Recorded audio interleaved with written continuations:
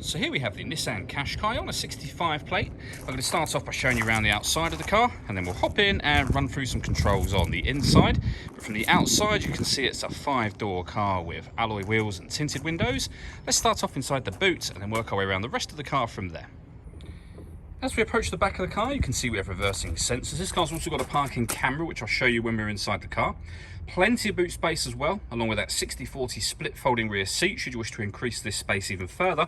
And then these two tray sections both lift and remove for even more boot space and can be used to divide the boot up as well. Okay, so we're just going to work our way back around to the front of the car, and then we'll hop in and run through some controls on the inside. But now that we've done a full circle of it, you can see it's in excellent condition the whole way round. Just briefly before we climb in, I think it's well worth seeing the interior from this exterior point of view. There's plenty to run through on the dashboard, so let's hop in and we'll do that now. Okay, now that we're inside the car, we're going to start with the dials. On the left-hand side, we have the rev counter, and on the right-hand side, the speedometer and fuel gauge. In the middle, you can see the total miles of the car. They're 39,056. Above that, we have a digital readout for the speedometer. You can change the information that's displayed there by using buttons on the steering wheel for various different menus. From vehicle settings, your audio menu, all the way back around to the beginning again. If we back out to the steering wheel, the buttons I was using a second ago are just here. We have stereo controls beneath that. Over on the right hand side, we have phone controls as well as cruise control and speed limiter. Then over in the center, we have the main touchscreen for the car. And as you can see, we have satellite navigation. Very nice, clear color display, easy system to use as well. When it comes to music, we've got the radio, of course.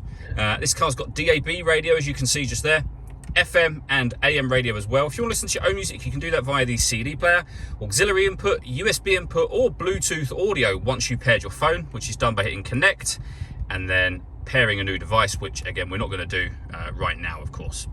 I mentioned there was a parking camera on this car. You can see that just there. So on the right hand side, you're looking at a reversing camera, and on the left hand side, a bird's eye view image of exactly where the car is parked right now.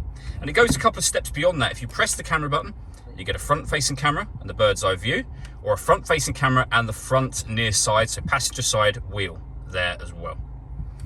Working our way down from that, we have the dual zone climate control. So you can adjust the passenger temperature, the driver temperature. You can increase and decrease the fan speed and determine where you'd like the air to be distributed once it enters the vehicle. When you're happy with those settings, this button turns your air conditioning off.